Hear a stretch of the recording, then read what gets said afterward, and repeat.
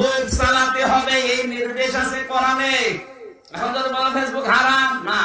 ওয়াইয়ুবা ইয নাদা রাব্বাহু আন্নী মাসানিয়াদ দুররু ওয়া আনতা আরহামুর রাহিমিন ফাস্তাজাবনা লাহু ফাকাশাফনা মা বিহি মিন দুররিন ওয়া আতাইনাহু আহলাহু ওয়া মিথলাহুম মা'হুম রাহমাতাম মিন ইনদিনা ওয়া যিকরা লিল আবিদিন।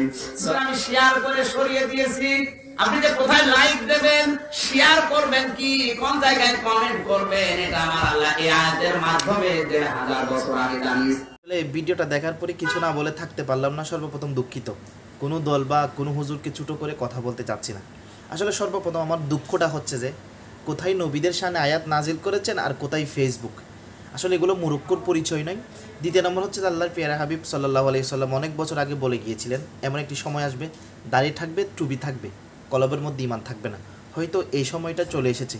আসলে এমন একটি সময়ের মধ্যে আমরা আছি যেটাতে হচ্ছে ঈমান ধরে রাখা খুব কঠিন। তাই সেজন্য নামাজ, রোজা, হজ, যাকাত সবার আগে ঈমান এবং আকীদা ঠিক করার চেষ্টা করুন। হয়তো অনেকে খারাপ লাগতে পারে, আমি দুঃখিত। এবং এই ধরনের আলেম যারা কোথায় নবীর শানে আয়াত নাজিল করেছে আর কোথায় ফেসবুকে লাগাই দিচ্ছে, এগুলো থেকে আপনারা দূরে থাকবেন। আল্লাহ আমাদেরকে হেফাজত করুক। কেউ যদি আমার কথায় কষ্ট পেয়ে থাকেন ক্ষমা করবেন। এই ধরনের মুফতি মুহাদ্দিসগুলো থেকে দূরে থাকবেন। খুব দুঃখ প্রকাশ করছি।